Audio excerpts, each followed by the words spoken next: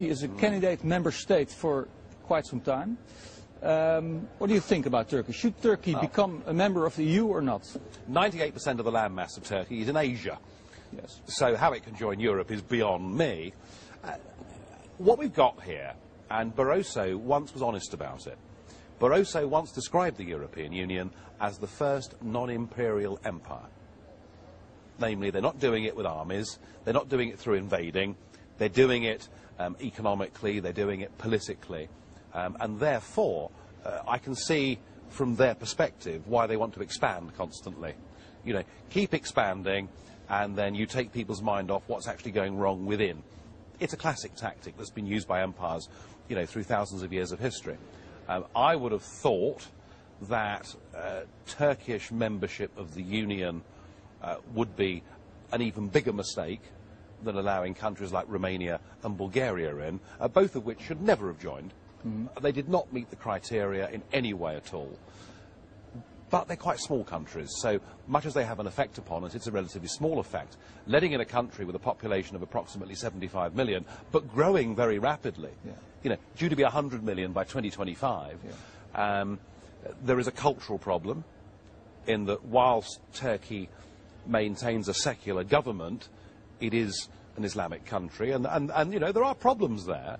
But also, the real problem, of course, is that if they join the European Union, they will have the total free rights of movement. And that will mean many, many millions of Turks heading to our countries, seeking jobs and seeking a better life. And, you know, I'm not blaming the Turkish people who want to do that, because we all want to better ourselves, but it is wholly irresponsible for Western governments and the European Union to say to people in poor countries, you may come to a relatively rich country, you can work here, you can enjoy social security, your children can benefit from the education system, you can use our health service. I mean, it is mad. And I think what we're seeing, and certainly you've had it in the Netherlands, and we're seeing samples of this in the United Kingdom, is we're seeing the increased ghettoisation of our cities and towns. Yes. Where different groups live in different parts, where never the twain shall meet, where we live in societies that are increasingly divided, societies that are increasingly less comfortable and less happy. And I have to say, I mean, I've always taken the view that of all the countries in Europe, the British have always been the most liberal. You know, we had a very big empire. When the empire went, we accepted lots of people, whether it was from Jamaica or India or wherever else it may be, and the British have been the #1 at assimilating different cultures and different races within our country. We've been highly successful at it, but that's all fallen to pieces in the last 5 or 6 years.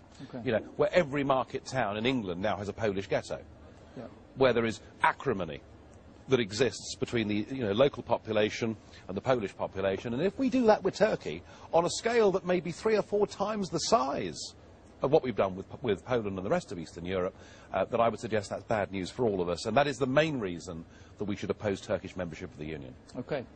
And of course it costs also a lot of money, because Turkey is a very big and poor country.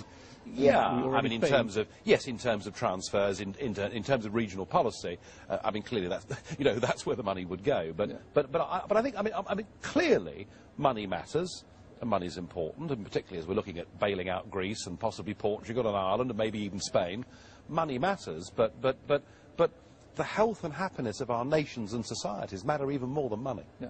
And what about the problem? It's an Islamic country.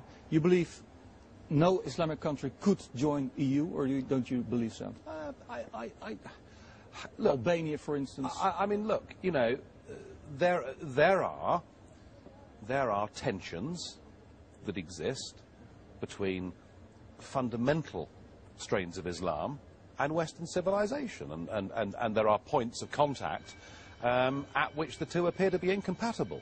Now, having said that, there are plenty of moderate Islamic people, and many of them are members of UKIP. I mean, we've had Islamic candidates standing for UKIP.